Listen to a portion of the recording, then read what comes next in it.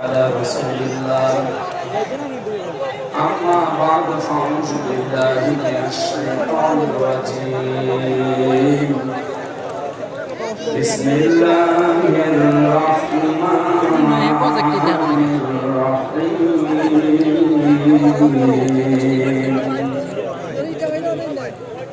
يا الذين آمنوا ادخلوا في السلم كافة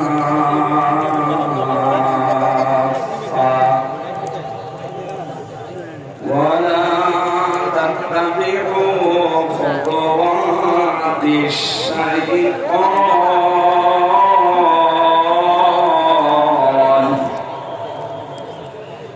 إنه لكم عدو مبين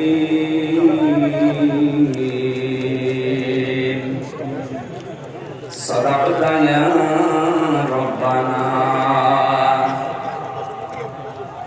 عن أبي سعيد الخدري رضي الله تعالى عنه قال قال النبي صلى الله عليه وسلم أنا خاتم النبيين لا نبي بعدي إلى آخر الحديث رواه ابن ماجه. وقال تعالى في شأن رسوله وما زادهم إلا إيمانا وتسليما. اللهم صل على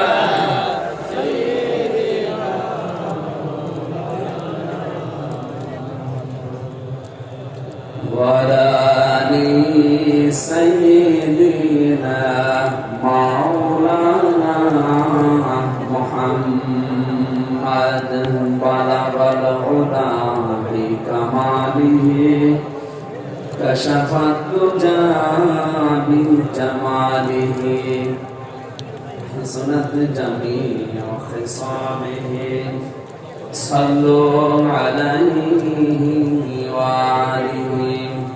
আলহামদুলিল্লাহ আঞ্জুমানে খেদমতে কোরআন সিলেট 3 দিন ব্যাপী ঐতিহাসিক তাফসীরুল কোরআন মাহফিল এমসি কলেজ ময়দানে সমাপনী রজনীর স্বনামধন্য সভাপতি এ মাহফিলে তাফসীর পেশ করবেন আন্তর্জাতিক খ্যাতি সম্পন্ন মুফাসসির কোরআন হাজার হাজার আলেমের উস্তাদ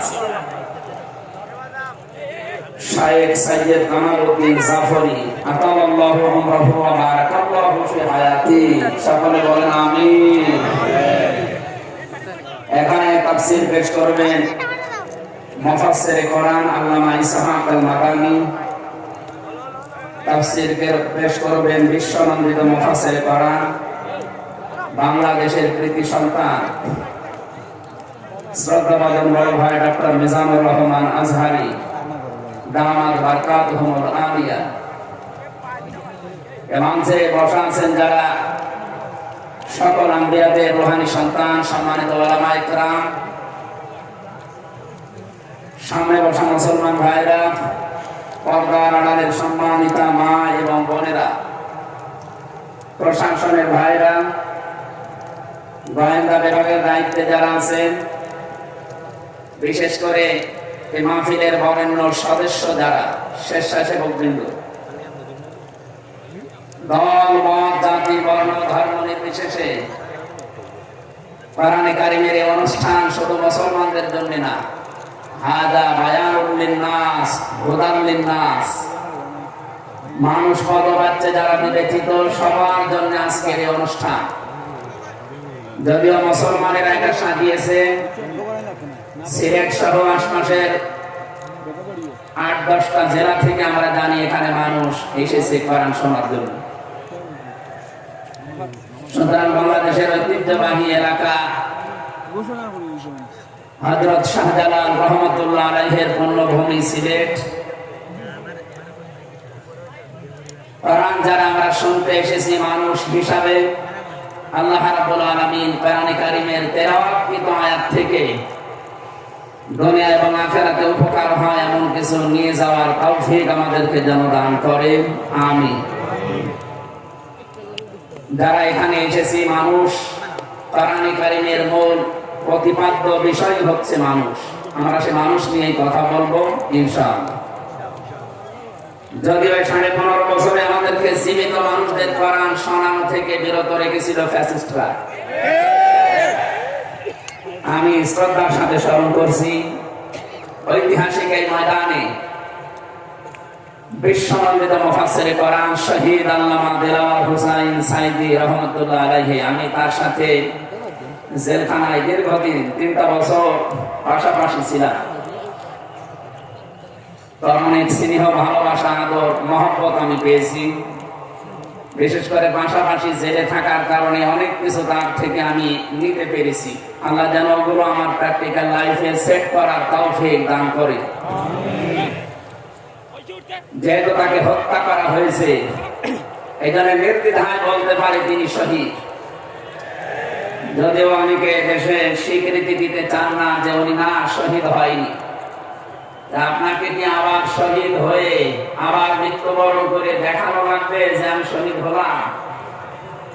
শহীদ এই শব্দটা কত দামি আপনি জানেন? কোরআনে কারীমে রব্বুল আলামিন বলেন, ওয়ালা তাকুলু লিমান ইয়াকতালু ফি সাবিলিল্লাহি আমওয়াত বাল আহইয়াউ ওয়ালাকিন লা তাশউরুন। সূরা বাকারা 2 নম্বর পারা 2 নম্বর পৃষ্ঠার 12 নম্বর লাইনে আছে এটা। আল্লাহ বলেন, মুখ দিয়ে বলবা না যারা আমি আল্লাহর জন্য শহীদ হয়েছে, তারা মরে গেছে, মৃত্যুবরণ করেছে, তারা মৃত, এ কথা বলবা না। বরং তারা জীবিত, কিন্তু তোমরা টের পাও না। মুখের পরে মানুষের দু অন্তরে একটা ধারণা নিয়ে আসতে পারে। এই জন্য মহান আল্লাহ অন্তরে ধারণা করতে নিষেধ করেছেন। ওয়ালা তাহসাবান্নাল্লাযীনা কুতিলু ফী সাবিলিল্লাহি আমওয়াতা বাল আহইয়াউন ইনদা রাব্বিহিম ইরযাকুন। সূরা আলে ইমরান 4 নম্বর পারার 11 নম্বর পৃষ্ঠা 9 নম্বর 169 নম্বর আয়াতে আছে। আল্লাহ বলেন, ধারণা করবা না যারা আমি আল্লাহর জন্য শহীদ হয়েছে, জীবন দিয়েছে, এই মানুষগুলো মারা গেছে, ধারণাও করবা না। মুখে তো বলাই যাবে না, অন্তরে ধারণাও করা যাবে না। বাল আহইয়াউন, বরং তারা জীবিত, ইনদা রাব্বিহিম ইরযাকুন, এবং তারা তাদের রবের কাছে রিজিক পাচ্ছে। বলেন সুবহানাল্লাহ।